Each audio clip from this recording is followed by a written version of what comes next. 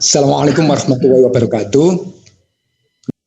Bapak Ibu yang berbahagia, saya hari ini sangat bahagia karena saya sendiri di sini tapi sesungguhnya berhadapan dengan 853 guru yang luar biasa dari seluruh Indonesia. Nah, seminar-seminar ini saya pikir Pak Fahri harus sering-sering dilakukan karena tidak bisa tuntas, masih banyak hal yang perlu dilakukan. Saya hari ini tidak ingin berbicara masalah bagaimana masa pandemi ini, tetapi saya ingin bagaimana menjadi guru itu. Baik, menjadi guru yang menggembirakan.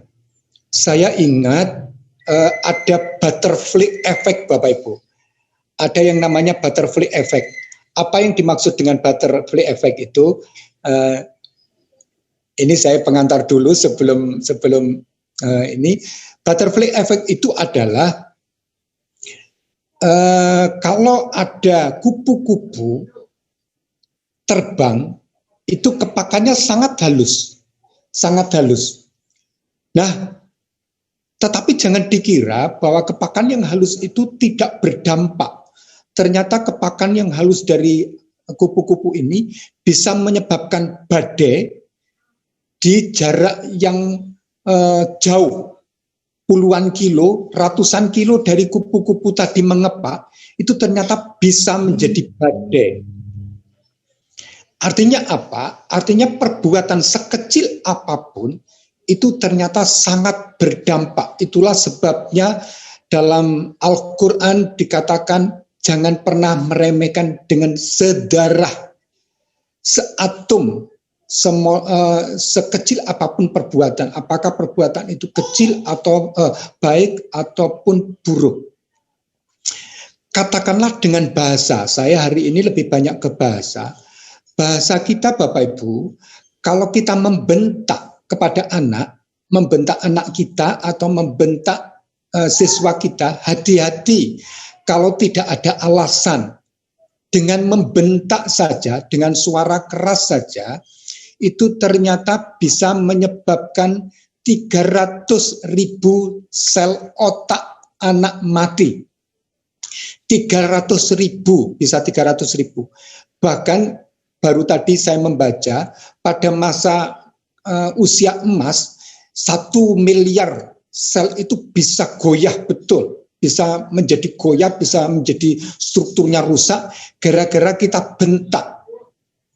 Rasulullah, saya kalau kita membaca di ayat di Al-Quran, maka kita tahu bahwa kalau kita itu berdakwah, berhadapan dengan orang, itu harus bersifat lemah lembut. Allah itu maha lemah lembut dan mencintai kelembutan. Next, PPT-nya silakan dilanjutkan. Nah, Allah itu maha lembut dan mencintai kelembutan. Lanjut, lalu bagaimana kalau kita itu menjadi guru? Contoh saja guru yang baik. Contoh guru yang baik. Siapa guru yang paling baik? Guru yang paling baik adalah Rasulullah. Rasulullah itu adalah contoh yang terbaik. Contoh pemimpin yang terbaik, suami yang terbaik, guru yang terbaik, bapak yang terbaik, pendidik yang terbaik adalah Rasulullah. Bagaimana bahasa Rasulullah itu? Ternyata bahasa Rasulullah itu lemah lembut seperti yang ada di dalam Al-Quran. Surat 3 ayat 153. Rasulullah juga meninggalkan bekas yang dalam kalau berkata-kata. Inspiratif sekali Bapak Ibu. Motivasinya luar biasa. Kemudian yang berikutnya berkata baik dan tidak pernah membentak. Itu di dalam Al-Quran surat 17 ayat 23. Yang berikutnya membawa kebenaran. Yang berikutnya jujur. Itu di Al-Ahzab ayat 70. Juga ucapannya baik. Itu ada di Al-Quran surat 4 ayat 5. dapat dipercaya, bahkan Rasulullah dijuluki Al-Amin. Tidak hanya sekadar sahabat dan saudaranya saja yang percaya pada Rasulullah karena bahasanya, tetapi musuh Rasulullah itu merasa nyaman dengan Rasulullah. Percaya pada Rasulullah. Karena apa? Karena kejujurannya. Dan yang berikutnya, tidak pernah melakukan kejahatan bahasa. Semoga saya nanti dalam rentang waktu yang sedikit ini bisa sampai ke arah sana ya, karena waktunya hanya singkat sekali. Lanjut, PPT-nya silakan dilanjutkan. Bapak Ibu yang berbahagia, guru yang baik adalah guru yang menjadikan siswanya itu nyaman dengan bahasanya. Bahasanya meniru Nabi, penuh dengan doa, pikiran positif, dan menginspirasi. Saya ingin memberikan contoh tentang ungkapan seorang guru namanya Ibu Kartini. Saya sebut saja Ibu Kartini. Suatu hari ada seorang siswa dipanggil oleh Ibu Kartini, Bapak Ibu. Dipanggil oleh Ibu Kartini di sebuah bangku. Sampai hari ini siswa itu ingat betul tempatnya di mana, terus dalam suasana seperti apa. Kebetulan waktu itu siang hari, panas. Kemudian apa yang diucapkan oleh Ibu Kartini, beliau juga masih ingat. Ibu Kartini hanya mengungkapkan satu kalimat saja. Nak, kamu sesungguhnya pandai. Tapi selama ini kamu tidak pernah mempergunakan kepandaianmu. Hanya itu kalimatnya. Setelah itu mereka berpisah. Anak ini begitu mendengarkan kata-kata Bu Kartini, luar biasa Bapak Ibu. Dia memandang cermin dan melihat wajahnya. Dia mengatakan dalam batinnya, sesungguhnya engkau pandai, tapi tidak pernah mempergunakan kepandaianmu. Mengapa Bu Kartini memanggil anak ini? Kebetulan anak ini di kelasnya mendapatkan ranking 9. Dia berada di ranking 9. Dan nanti penerimaan rapot di semester depan, bagi anak-anak yang ranking 1 sampai 5 akan dapat beasiswa. Saya tidak tahu mengapa Bu Kartini hanya memanggil anak ini. Mengapa tidak memanggil anak yang ranking 6, ranking 7, ranking 8, atau ranking 10. Kenapa ranking 9 yang dipanggil? Nah, dia ranking 9. Jangan dikira sekolah itu mudah untuk melewati ranking 8 Bapak Ibu. Karena ranking 8 itu anaknya hebat. Ranking 7 anaknya rajin. Ranking 6 anaknya sudah rajin, pinter, duduknya di depan, tulisannya lengkap, rapi, juga dia sangat aktif. Jangan ditanya lagi dengan ranking 5, ranking 4, ranking 3, dan ranking 2, serta ranking 1. Mesti lebih hebat dari itu. Oleh karena itu sesungguhnya ini seperti misi tidak mungkin sebelumnya bagi anak itu untuk melewati satu ranking saja. Apalagi dia kalau ingin dapat beasiswa harus melewati ranking sekian. Apa yang terjadi Bapak Ibu? Ternyata bim salah bim. Kalimat Bu Kartini itu ternyata luar biasa bertuah. Pada saat penerimaan rapot, jangankan ranking 8 Bapak Ibu. Ranking 7, ranking 6, ranking 5, ranking 4, ranking 3 dilewati. Memang dia tidak menjadi juara di kelas itu. Tetapi satu catatan, dia mendapatkan beasiswa. Dan lewat itulah kepercayaan dirinya meningkat. Dan dia terus tidak hanya lulus begitu saja, tapi dia melanjutkan ke perguruan tinggi. Di perguruan tinggi dia dapat 2 beasiswa langsung. Dia melanjutkan S2, dia dapat beasiswa. Dan melanjutkan S3 dan dapat beasiswa.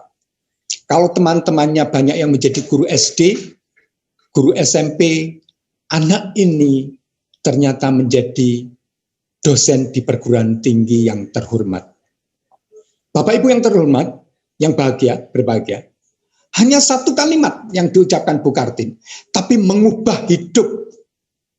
Pertanyaannya adalah, berapa kalimat yang sudah kita ucapkan kepada anak-anak yang sudah mengubah hidup anak-anak kita? Padahal kalimat-kalimat yang kita ungkapkan itu banyak. Tapi berapa banyak yang mengubah hidup mereka? Bapak Ibu yang berbahagia, berikutnya Ibu Muslimah. Ibu Muslimah ini luar biasa. Ini adalah contoh yang sering kali saya baca. Kebetulan ini novelnya, novel Andrea Hirata. Ini bercerita soal SD Muhammadiyah di Belitung, yang semula belum pernah banyak dikenal orang, kecuali pada pelajaran geografi. Tidak pernah dikunjungi banyak orang untuk rekreasi ke sana sebelum Laskar Pelangi ini terbit. Bu Muslimah adalah seorang yang menginspirasi. Bapak Ibu, dia mempunyai 10 siswa. Bisa dibayangkan betapa sabar beliau, betapa gigih beliau memperjuangkan 10 anak ini sehingga mereka lahir sebagai anak-anak yang percaya diri dan menjadi dirinya sendiri. Lahir Ikal yang tidak hanya kuliah di ITB, tetapi dia juga kuliah di Sorbonne, Prancis, dan dia kuliah di Inggris untuk program masternya. Dia juga mengelilingi hampir seluruh negara di Eropa, luar biasa, sampai ke kutub. Nah, lewat tangan dingin Bu Muslimah, ternyata anak-anak menjadi hebat. Anak-anak yang biasa ternyata menjadi seorang anggota DPR. Terus Mahar ternyata menjadi orang yang luar biasa, berkembang otak kanannya. Lintang yang pinter itu ternyata berkembang pesat otak kirinya, dan dia membawa SD Muhammadiyah yang gedungnya hampir roboh itu menjadi juara, cerdas cermat. Mahar membawa SD Muhammadiyah itu menjadi juara di Pawai 17-an. Dan ada anak lagi yang suka tersenyum, terus kemampuannya pas-pasan. Bahkan dia pertanyaan kepada guru mulai kelas 1 sampai kelas 6 itu sama. Bu, kapan libur? Bu, kapan libur? Hanya itu pertanyaannya. Ternyata anak ini bisa naik kelas. Luar biasa. Luar biasa sekali. Itulah sebabnya Bu Muslimah ini tidak hanya dengan pikiran positif, tidak hanya menginspirasi, tapi penuh dengan doa. Bapak Ibu yang berbahagia, saya mempunyai SD, tidak sehebat SD Muhammadiyah yang baru 5 tahun sudah menjadi juara. Wah, keren, luar biasa. Itu Bapak Ibu jangan persoalkan apa-apa, sudah persoalkan ibadah. Saya mempunyai MI Bapak Ibu, mohon maaf, saya di sini harus menyajikan MI kami. Sejak awal sudah saya katakan, Bapak Ibu, saya memanggilnya Bunda dan Abi. Bunda, Abi, ayo kita jangan bertransaksi dengan manusia yang serba terbatas memberi gaji, memberi tunjangan, jangan terbatas, jangan transaksi dengan manusia, karena mereka terbatas memberi. Kalau 1 juta itu masih ada 2 juta, 2 juta masih ada 3 juta, 3 juta masih ada 10 juta, tapi itu terbatas sekali. Bertransaksilah dengan Allah yang maha tidak terbatas memberi. Dan mereka luar biasa mau, gaji kami itu masih sekitar sekarang ini, dulu pertama kali menggaji itu 25.000 1 bulan. Tapi sekarang alhamdulillah sekarang sudah sekitar 500, tapi ada yang masih 250. Apa yang terjadi? Dengan gaji 500 itu ada yang punya mobil, Pak. Jadi bisnis di luar sukses. Jadi dengan gaji hanya sekian itu, di tempat kami itu orang-orang itu sukses, guru-guru itu sukses berdagang, sukses berbisnis. Kalau tidak dari dia, lewat suaminya sukses, istrinya sukses. Bahkan kepala sekolah kami gaji 750 malah dikembalikan, yang 500 hanya minta 250. Apa yang terjadi? sampai hari ini beliau mempunyai satu rumah, mobil baru, terus tanah Kablingan. Ini keren luar biasa, keren luar biasa. Kenapa? Karena beliau tidak bertransaksi dengan manusia, tetapi bertransaksi dengan Allah yang tidak terbatas memberi. Ada beberapa catatan dari saya. Guru-guru kami itu berangkatnya dengan doa, Bapak Ibu, dengan doa. Setiap kali mau masuk, saya minta untuk berdoa untuk anak-anaknya. Apa yang terjadi? Dua contoh saja. Maaf, beberapa contoh. Anak-anak kami sekarang ini setelah lulus dari SMI kami, itu ternyata mereka berlomba-lomba menghafalkan Al-Quran. Baru lulus 1 tahun sudah 6 juz, baru lulus 2 tahun sudah 10 juz, baru lulus 3 tahun sudah 13 juz. Ada yang ajaib Bapak Ibu, baru lulus 1 tahun setengah, tiba-tiba dia sudah menghatamkan 30 juz. Karena apa ini? Karena doa guru-gurunya dan doa orang tuanya. Ada yang lebih ajaib lagi. Anak kami yang 3 tahun lalu lulus, hanya dalam waktu 6 bulan, karena dia start untuk ngaji itu 6 bulan, hanya 6 bulan dia menghafalkan Al-Quran. Energi apa yang ada di sini? Energi doa dari orang tua, energi doa dari Bapak Ibu guru. Oke, baik. Lanjut. Ini waktunya tinggal berapa menit ini Pak Fahri? Berapa menit Pak Fahri? Halo Pak Fahri? Masih bisa 15 menit lagi enggak Bapak? Kayaknya kasih waktu maksimal 5 menit, Prof. 5 menit. Oke, 5 menit lagi. Lanjutkan ke racun bahasa. Oke, racun bahasa. Bapak Ibu yang berbahagia, kalau kita menjadi guru, jangan pernah sampai ada racun bahasa Bapak Ibu. Jangan pernah kita ngomong yang jelek. Karena racun bahasa itu, ini ada kejahatan bahasa. Kejahatan bahasa itu adalah kejahatan yang menggunakan bahasa, baik lisan maupun tulis, yang lanjut, ini di slide berikutnya, Bapak, silakan slide berikutnya. Nah, ini dengan menggunakan bahasa lisan maupun tulis yang merugikan orang lain, seperti halnya memfitnah, menghina, merendahkan, membunuh karakter, merusak reputasi atau nama baik, menyerang kehormatan, membuat orang lain merasa malu, atau membuat keonaran publik dengan berita palsu, termasuk kepada anak didik kita. Ini kisah nyata Bapak Ibu, ada seorang anak yang rajin. Ini kisah nyata. Anak ini rajin sekali. Rajin, tidak pernah tidak masuk. Suatu hari karena dia sakit gigi, dia pergi ke dokter dan tidak masuk. Tapi ketika tidak masuk itu, ada satu pengumuman bahwa minggu depan akan ada ulangan. Karena dia tidak tahu, waktu itu tidak ada HP, karena dia tidak tahu, maka minggu depannya dia ulangan apa adanya dan nilainya sangat-sangat jelek. Saat gurunya membagikan ulangan, ada satu kata Bapak Ibu, ada satu kata yang diucapkan oleh gurunya, yaitu bodoh. Satu kata saja, bodoh. Apa yang terjadi?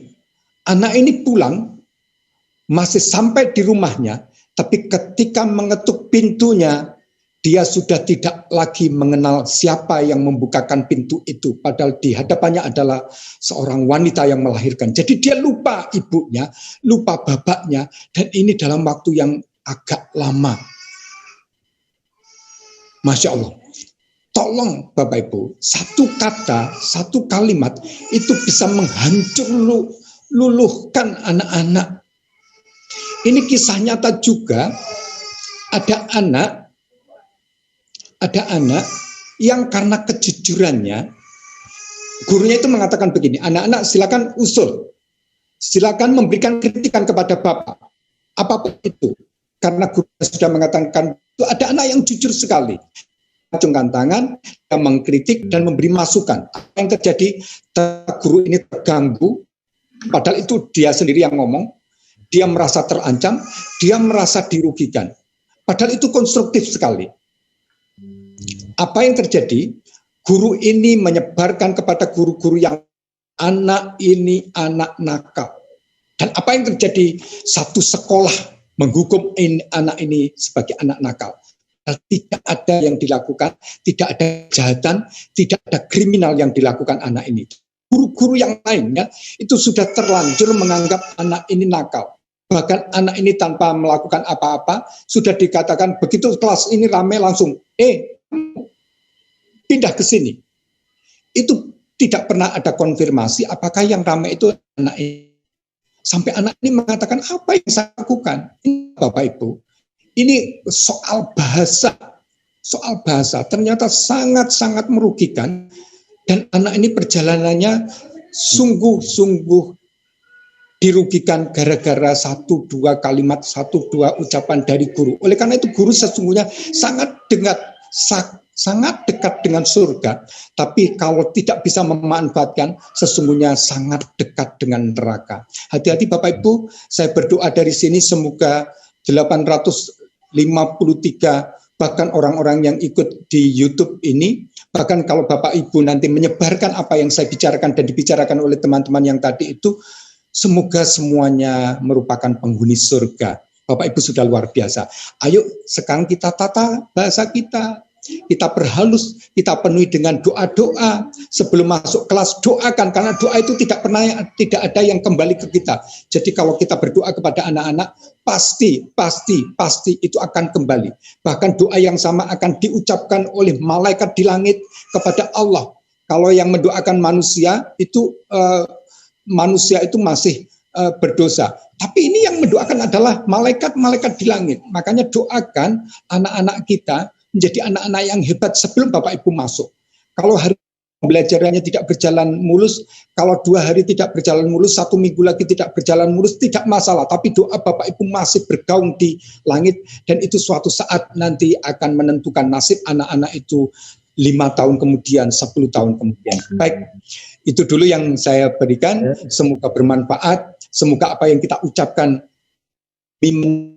mengubah hidup anak menjadi ke arah yang baik, menjadi permata hati orang tuanya, menjadi mendinginkan hati orang tuanya, menyejukkan hati orang tuanya, dan anak-anak yang mulia di hadapan Allah. Assalamualaikum warahmatullahi wabarakatuh.